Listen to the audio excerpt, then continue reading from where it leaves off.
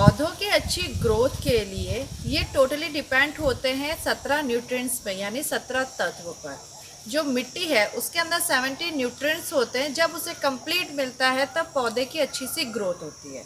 अगर आपको अच्छी फ्रूटिंग चाहिए, चाहे अच्छी वेजिटेबल्स चाहिए या अच्छी क्रॉप चाहिए, तो आपको पौधे की ग्रोथ पे ध्यान देना होगा और उसको ये भी जानना होगा कि इसकी ग्रोथ किस किस पे डिपेंड करती है। तो जो 70 न्यूट्रिएंट्स होते हैं, यानी 17 तत्व, जैसे कि CHO, कार्बन, हाइड्रोजन और ऑक्सीजन, ये तो इसको वायुमंडल से मिल जाते हैं। प्राइमरी स्टेज पे आता है NPK, नाइट्रोजन, फॉस्फोरस और पोटाश। तो नाइट्रोजन पे मैंने पर्टिकुलर वीडियो बना रखी है कि वो कितना इंपॉर्टेंट रोल करता है एक पौधे के लिए, तो उसका लिंक मैंने डिस्क्रिप्शन बॉक्स में दे दिया, वहाँ से देख लें। आज बात करेंगे हम फॉस्फोरस और पोटाश के बारे में कि किस तरह से आप पता लगा सकते हैं कि आपकी ज़मीन में इस चीज़ की कमी है या नहीं है, और यदि कमी है तो उसका आप सॉल्यूशन कैसे करोगे। इसके कंप्लीट नॉलेज के लिए आप बने रहिए हमारे वीडियो के एंड तक। तो हम बात कर रहे हैं फॉस्फोरस के बारे में। फॉस्फोरस का क्या इम्पोर्टेंट रोल है प्लांट के अंदर, तो बहुत मेन इम्पोर्टेंट रोल है। जो पौधे की जो ग्रोथ होती है, उसकी जड़ें होती है, टहनियाँ होती है, वो फॉस्फोरस पे डिपेंड करती है। यदि आपके ज़मीन के अंदर फॉस्फोरस कंप्लीट मात्रा में है तब तो आपके पौधों के साथ कोई इशू नहीं होगा। जो प्लांट्स होते हैं उनको खड़े रहने के लिए एक मजबूत जड़ और एक मजबूत तने की ज़रूरत होती है। तो आपने कई बार नोटिस किया होगा कि पौधा एकदम लेट जाता है, आप काफ़ी केयर करते हैं, उसके बावजूद भी वो स्ट्रेट खड़ा नहीं रहता।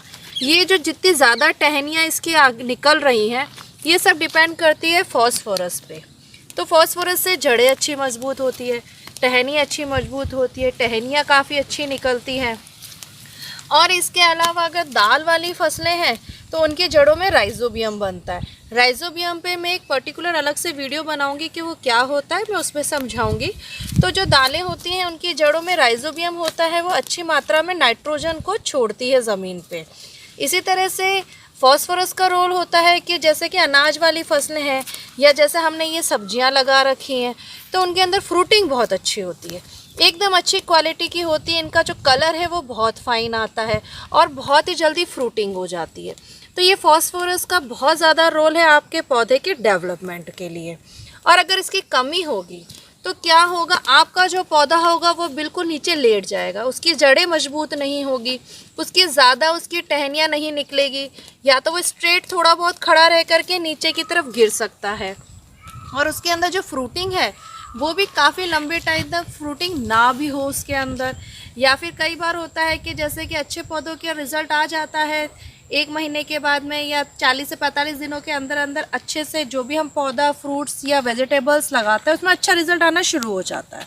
लेकिन अगर फॉस्फोरस की कमी है तो आपकी जो पौधे की जो पत्तियाँ हैं वो पीली हो जाएंगी, डार्क ब्राउन कलर की हो जाएंगी, और कुछ फसलों के अंदर थोड़ी डार्क ब्लू कलर की भी होने लग जाती हैं और पत्तियां नीचे गिरने लग जाती है।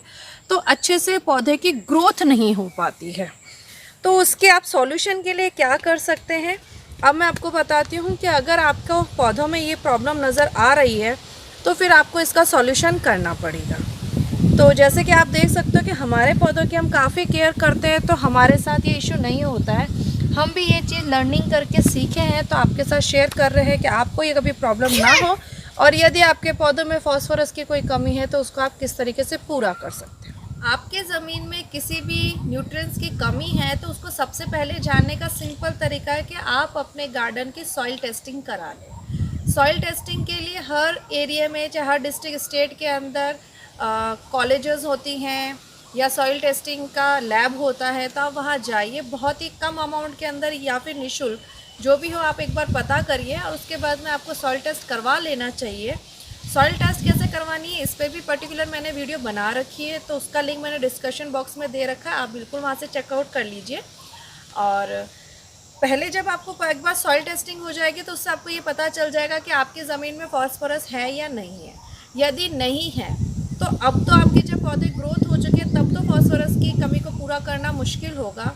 इससे पहले ही जब आपकी ज़मीन में आप खुदाई और बुवाई करते हैं तब आपको SSP, DAP या फिर आपको रॉक फॉस्फेट, ये खाद बीज की दुकान पे इजीली से मिल जाते हैं। आपको वहाँ से परचेज़ करके अपने जब आप बीज लगाते हैं, खुदाई बुवाई करते हैं, तभी आप डाल देंगे तो आप इस प्रॉब्लम से दूर हो सकते हैं।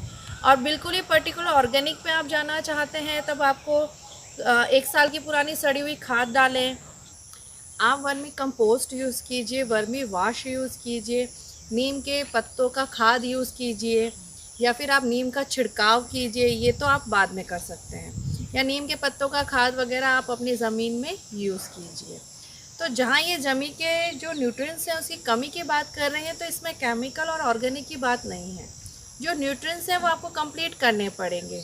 तो उसमें ये बात नहीं है कि इसे हम कम्प्लीटली ऑर्गेनिक तरीके से करेंगे या केमिकल से। तो आपके जो फॉस्फोरस की कमी है, तो इसको आप जो प्रोडक्ट खरीद के या खाद बीज की दुकान से जो भी खरीद के आप रॉक फॉस्फेट वगैरह जो यूज़ करते हो वो इसकी नीड है। तो इसमें केमिकल और ऑर्गेनिक का कोई इशू नहीं है, वो आपके गार्डन की, आपके पौधों की नीड है, आपकी ज़मीन की नीड है। तो आप आराम से वहाँ से लेकर के खाद बीज की दुकान से लेके आप उसको यूज़ कीजिए, ताकि आपकी ज़मीन बहुत अच्छी हो जाए और उपजाऊ हो जाए। अगर इसी तरह से आपको इन्फॉर्मेटिव वीडियोस चाहिए तो मैंने बहुत सारी आगे सीरीज़ में वीडियोस बनाई हैं न्यूट्रिएंट्स के ऊपर, तो आप मेरी सभी वीडियो को फॉलो कीजिए ताकि आपको न्यूट्रिएंट्स के बारे में पता चल सके और आप अपनी फसलों से अच्छी फसल ले सकें। तो इसलिए आपको करना पड़ेगा हमारे चैनल को सब्सक्राइब। तो हमारे चैनल को सब्सक्राइब कीजिए ताकि सभी लेटेस्ट वीडियो आप देख सकें।